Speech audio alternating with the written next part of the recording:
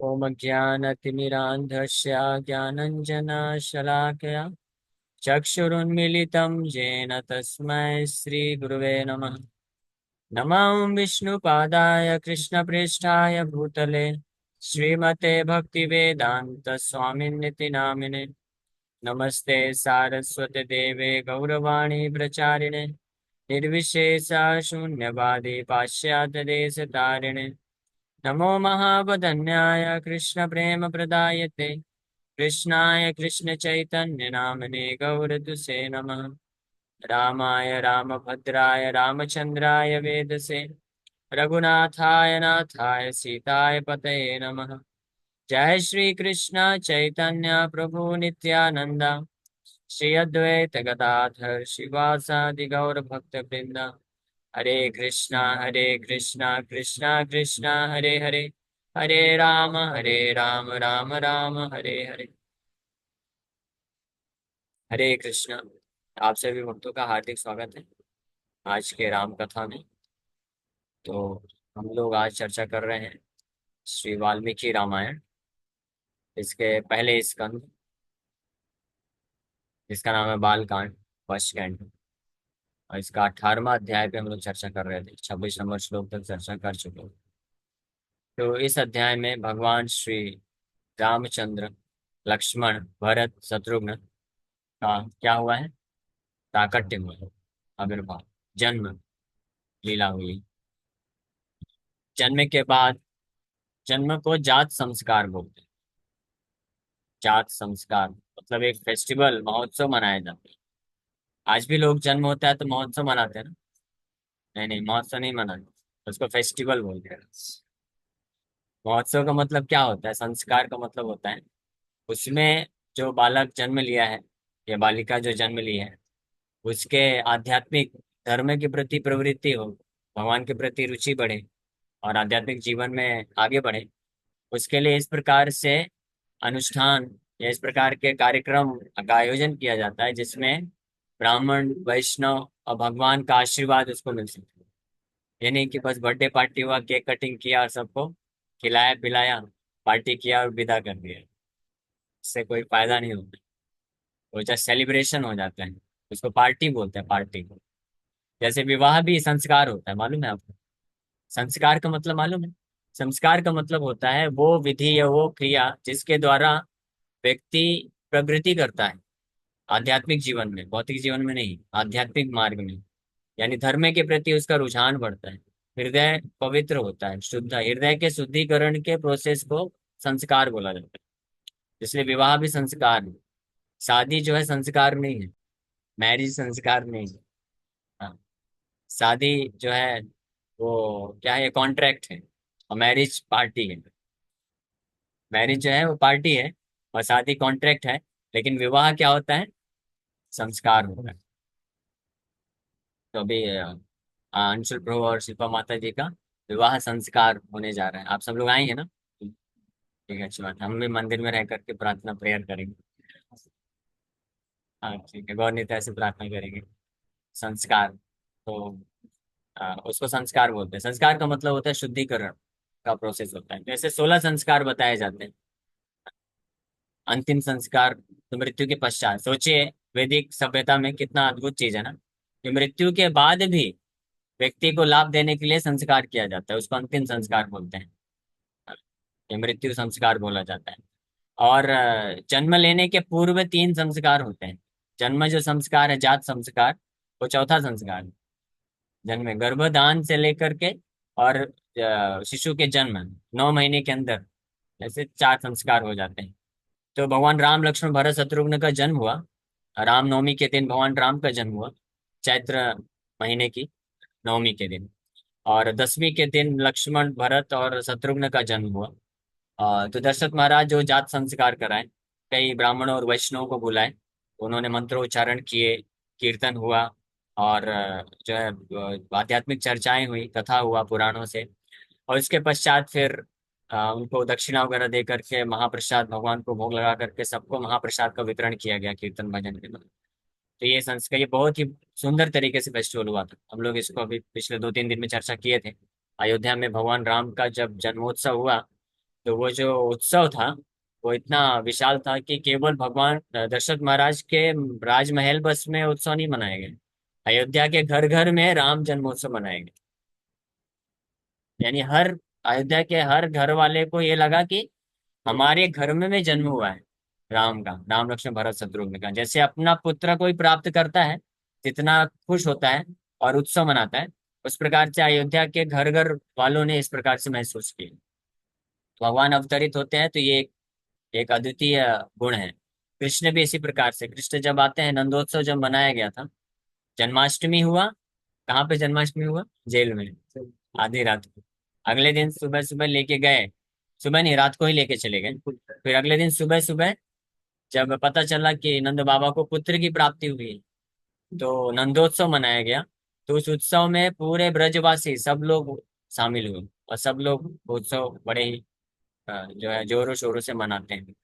तो इसी प्रकार से राम लक्ष्मण हनुमान भरत शत्रुघ्न चारों भाइयों का जन्मोत्सव मनाया गया।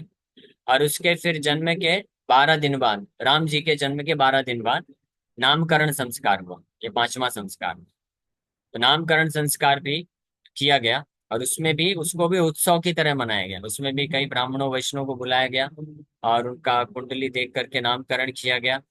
कीर्तन हुआ, भजन हुआ, कथाएं हुई, और फिर जो है फीस्ट प्रसादम सर्व किया गया, दक्षिणा दिया गया। और उसके पश्चात फिर ये नामकरण संस्कार कंप्लीट होता है, और नाम दिया जाता है राम लक्ष्मण भरत शत्रुघ्न।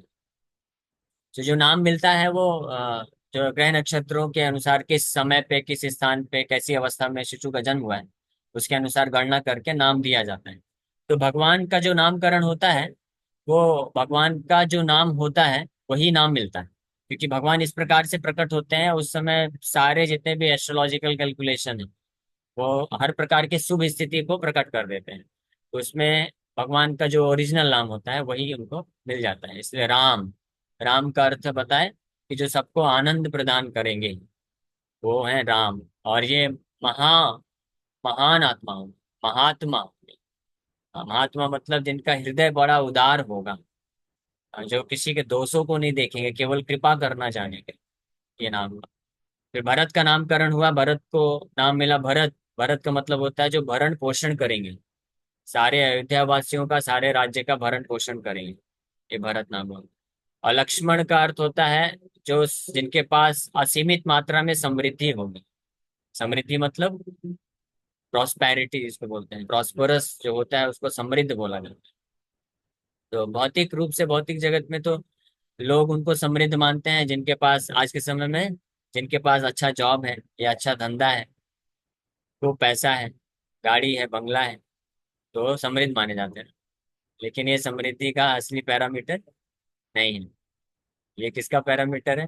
ये तो नरक जाने का पैरामीटर है। वैदिक समय में, वैदिक काल में, वैदिक सभ्यता में समृद्धि के अर्थ, भौतिक रूप से भी समृद्ध उसको माना जाता था जिनके पास गाय होती थी, जिनके पास जमीन होता था, जिनका पास बड़ा फैमिली होता था, उसको समृद्ध माना जाता था। हाँ, जैसे सारे परिवार वाले, चाचा जी, ताऊ जी, और पूरा 30 40 50 लोग का फैमिली है, जॉइंट फैमिली है, और सुखपूर्वक रह रहे हैं, और बहुत जमीन है, और बहुत गायें हैं, तो उसको समृद्ध माना जाता था भौतिक रूप से। लेकिन आज के समय में लोग सोचते हैं बहुत पैसा है तो हम समृद्ध हैं। वो भी पैसा तो, नोट भी है एक्चुअली में, नोट भी जो करेंसी है वो भी फॉल्स है, फॉल्स मनी है, झूठा मनी है, झूठा। असली, असली वेल्थ नहीं है वो, है ना। असली पैसा, असली धन क्या होता है? ये होता है असली धन, गोधन है। असली धन जमीन प्रॉपर्टी, असली धन सोना चांदी है, रत्न है, ये सब असली धन है। लेकिन ये सब अभी गायब। अभी सबके पास क्या है? नकली धन है, पैसा है, सिक्का है। और उसमें भी एक और नकली धन हो गया है, क्या? जीपे, गूगल पे, फोन पे, अकाउंट बैलेंस, जिसमें बस लिखा हुआ आता है कि आपके पास अकाउंट बैलेंस है 10 करोड़ रुपीस। हाथ में क्या है? कुछ नहीं है। तो बस लिखा हुआ है। तो ये सब नकली धन माना जाता है। इसका प्रूफ क्या? आप सोच रहे होंगे नहीं प्रभु जी ऐसा कैसे है, अगर लिखा है 10 करोड़ तो 10 करोड़ हम इस्तेमाल कर सकते हैं ना। प्रूफ ये है कि अगर समृद्धि है, धन है, तो उसका परिणाम क्या होना चाहिए? भौतिक रूप से सुख होना चाहिए ना। अगर कोई भौतिक रूप से सुखी नहीं है तो समृद्ध कहाँ हुआ? वो तो गरीब हुआ ना, दुखी है। तो आप देख लीजिए, जिसके पास जितना अकाउंट बैलेंस है वो उतना सुखी है या दुखी है? उतना दुखी ही है ना। तो समृद्ध कहाँ हुआ? तो खैर, भौतिक समृद्धि वैदिक टाइम पे ये होता था, गोधन, जमीन और बड़ा फैमिली, सुखी परिवार। लेकिन जो वास्तव ये भी वास्तविक समृद्धि नहीं। वास्तविक समृद्धि क्या है? जिसके पास आध्यात्मिक जीवन में रुचि है, जिसके पास भगवान रूपी धन, वो वास्तविक समृद्धि। लक्ष्मण का नाम लक्ष्मण हुआ क्योंकि वो असीमित मात्रा में समृद्ध थे। क्यों? क्योंकि उनको भगवान रामचंद्र जी का कांस्टेंट सेवा करने का हमेशा सुअवसर रहता था। तो जिन लोगों के पास भगवान का सेवा करने का, भगवान का कथा सुनने का, भगवान का नाम जप करने का कांस्टेंट सुअवसर रहता है हमेशा के लिए, तो वो वास्तविक रूप में क्या कहलाते हैं?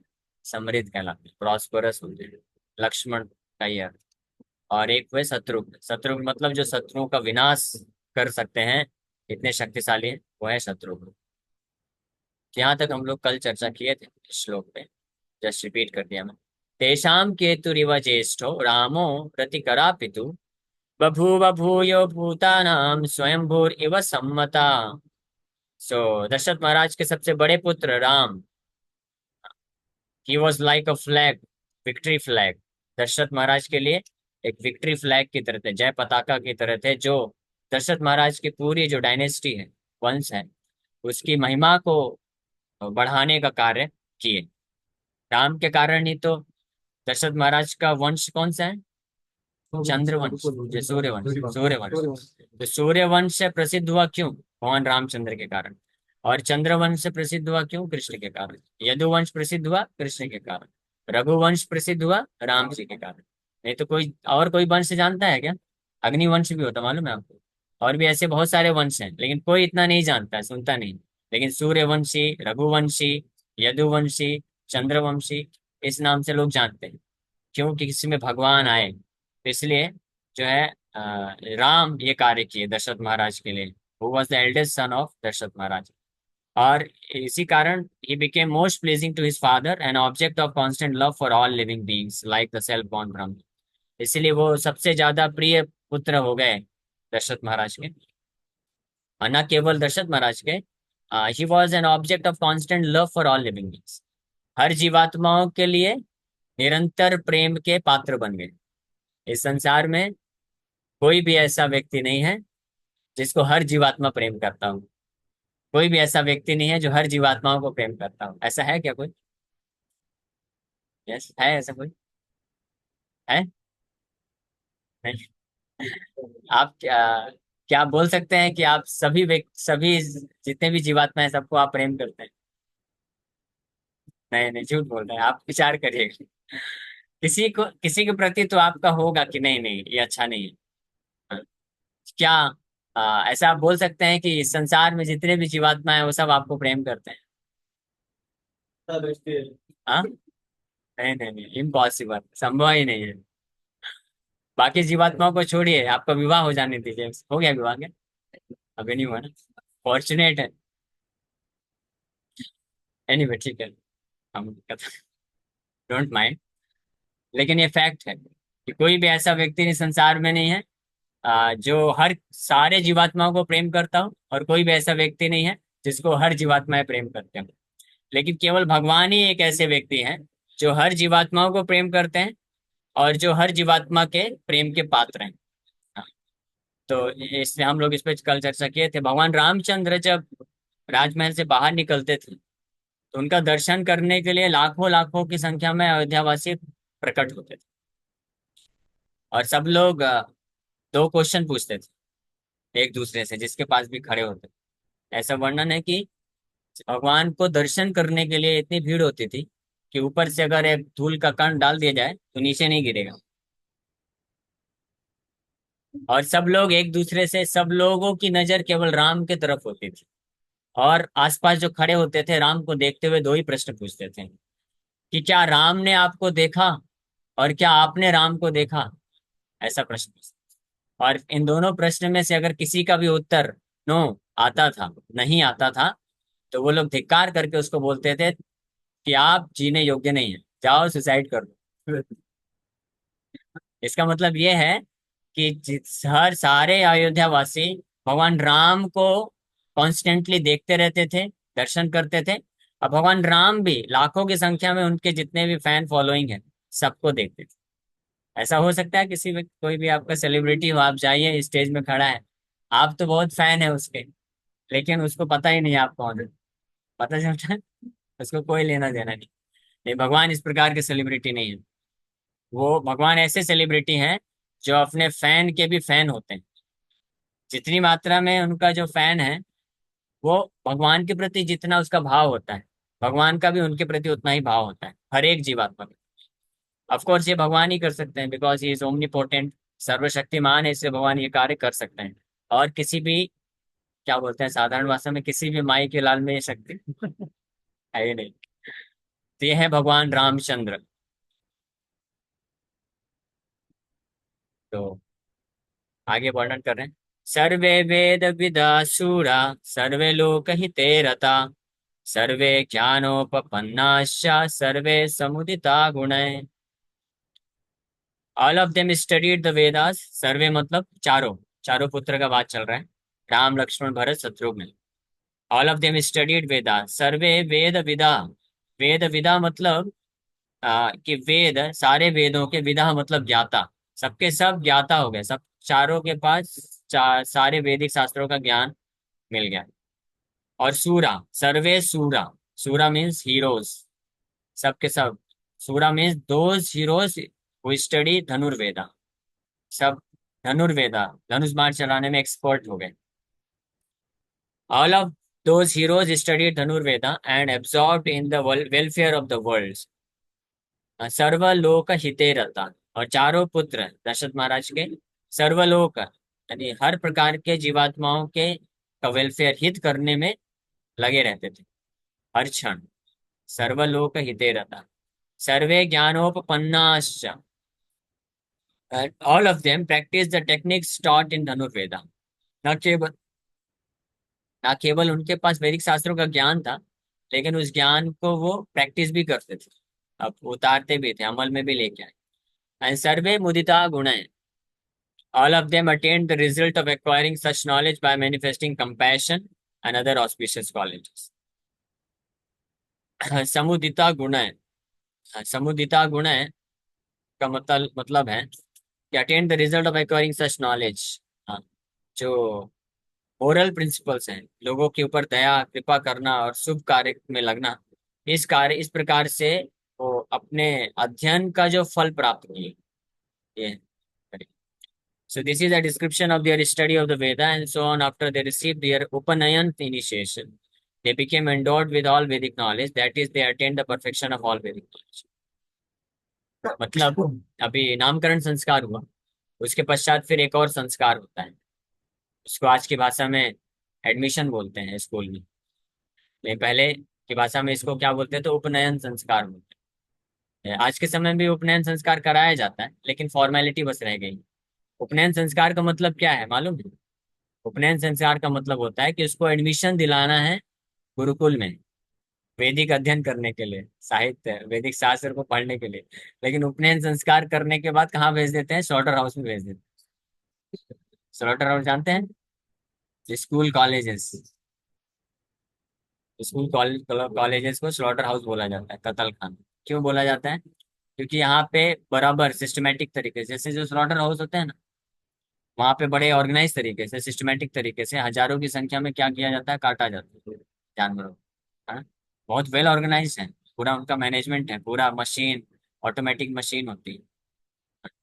वो आप देख सकते हैं, एक बार मैं वीडियो देखा था, फिर उसके बाद कभी देखा नहीं। लेकिन वो कैसे करते हैं ऐसे, इस तरह तो हजारों लाखों की संख्या में काटते हैं ना गाय और अन्य पशुओं को, तो उसको बोलते हैं कत्ल खाना।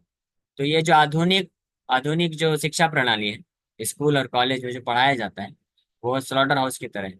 ऑर्गेनाइज तरीके से, सिस्टमेटिक तरीके से जो उसमें प्रवेश करते हैं बच्चे, उनको अच्छे से क्या करके बाहर निकाला जाता है? अच्छे से उनके आध्यात्मिक जीवन का कत्ल करके निकाला जाता है, स्पिरिचुअल स्पिरिचुअल मर्डर किया जाता है। कैसे स्पिरिचुअल मर्डर किया जाता है? क्योंकि जो बच्चा जन्म लेता है जात संस्कार के बाद, उपनयन संस्कार के बाद, स्वाभाविक रूप से, क्योंकि मनुष्य शरीर जो प्राप्त किया है ना, तो उसके पास ये प्रवृत्ति है, इंक्लिनेशन है। अगर उसको ट्रेनिंग दिया जाएगा तो निश्चित रूप में वो भगवत प्राप्ति के लिए कार्य करेगा, भगवान के प्रति उसका रुझान बढ़ेगा। लेकिन ऐसे बच्चे जिनको अगर प्रॉपर ट्रेनिंग देंगे, उपनयन संस्कार के बाद वैदिक शिक्षा दी जाएगी, तो वो लोग भगवान और धर्म के मार्ग में चलेंगे। उन बच्चों को जब स्कूल कॉलेज से पढ़ के निकलते हैं, तो वो फर्स्ट क्लास क्या बन जाते हैं, जानवर बन जाते हैं, फर्स्ट क्लास। वो फिर बिल्कुल ध्यान नहीं देते हैं। आप उनको कितना भी जाके समझाओ, गीता भागवत पढ़ो सुनो, विश्वास ही नहीं होता है। पूछते हैं हैव यू सीन गॉड, आपने मोहन को देखा है क्या? हम लोग कॉलेज में थे, तो ये सेमिनार किया गया, 500 600 800 लोग आए। सेमिनार का टाइटल था the best in you, the best in you title दिया गया। तो सब लोग प्रेरित होके आ गए, और सेमिनार देने वाले पीएचडी डॉक्टर, आईआईटी मुंबई से पीएचडी किया है, तो भक्त आए थे।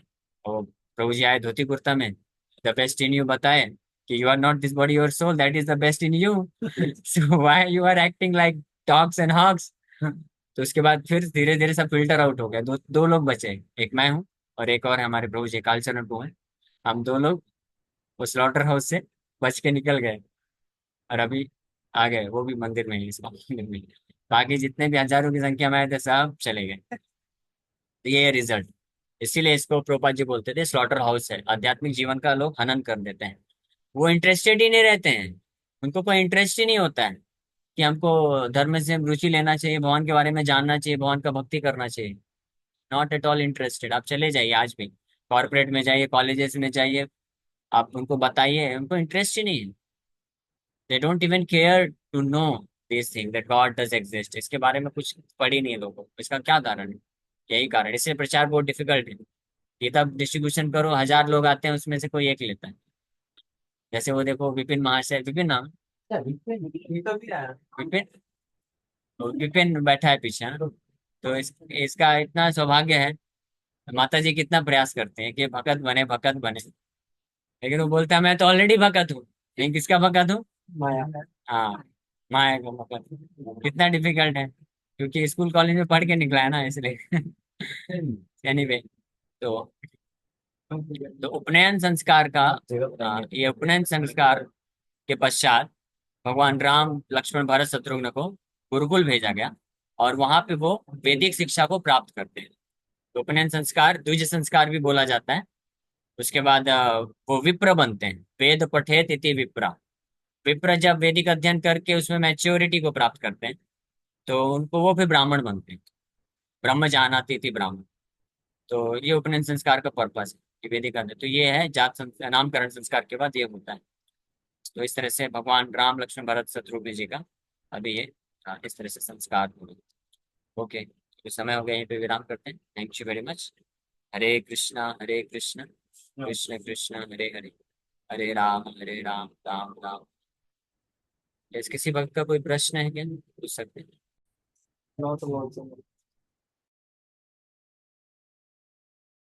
एक मिनट अलाउ करना मुझे, वेट वेट। यस, यस प्रभु जी बोलिए। तो ये मेरा प्रश्न ये है, अभी एजुकेशन सिस्टम है वो हमको लेबर बनने के लिए प्रेरित कर रहा है। मतलब हम लोग इतना एजुकेशन करते हैं, आईआईटी करते हैं या इंजीनियरिंग करते हैं या डॉक्टर बनते हैं, तो टुवर्ड्स अर्निंग करने के लिए करते हैं या अध्यात्म मतलब हम पढ़ लिख के बाद भी गधा मजदूरी करें, इन शॉर्ट मतलब इतना पढ़ाई करते हैं, सब कुछ करते हैं, केजी से लेके सीनियर जूनियर। तो उसका रूल क्या है? जानवर के लेबर डायरेक्टली वो कर रहे हैं, बट अगर हम वही पीस ऑफ माइंड मतलब एक साइड में उसको भी कर रहे हैं मटेरियली, सेकेंडली हम आध्यात्मिक को भी सेम साइड में कर रहे हैं, तो वो बैलेंस करके हम कर सकते हैं, हाँ, राइट? यस, बहुत अच्छा क्वेश्चन तो उसका है। कैसा करना अगर क्योंकि इस भौतिक जगत में सरवाइव करना है, तो सरवाइव करने के लिए कुछ चाहिए, है ना? तो अगर कोई जैसे भक्त होते हैं, स्पेशली वो कॉलेज या स्कूल से कॉलेज में स्टडी करते हैं, पढ़ाई करते हैं, फिर जॉब करते हैं, तो अगर वो इस चेतना से कर रहे हैं कि ये स्कूल कॉलेज में हम स्टडी या जॉब इसलिए कर रहे हैं ताकि ये भौतिक शरीर है इसको, और अब साथ में जो फैमिली है इसको मेंटेन कर सके, ताकि हम लोग पीसफुली कृष्ण कॉन्शियसनेस में, भक्ति में आगे बढ़ सकें, तो वो फिर गलत नहीं है, वो कर सकते हैं। लेकिन अगर कोई ये सोच के कर रहा है कि इसके द्वारा हम इंद्र तृप्ति करके भोग करके बहुत संसार में सुखी बन जाएंगे, तो वो सबसे बड़े इल्यूजन में है, वो स्लॉटर हाउस की तरह। ओके, ठीक है, समय हो गया, यहीं पे विराम करते हैं। हरे कृष्ण। आपका क्वेश्चन योगेश, तो नेक्स्ट क्लास में ले लेंगे, समय हो गया है।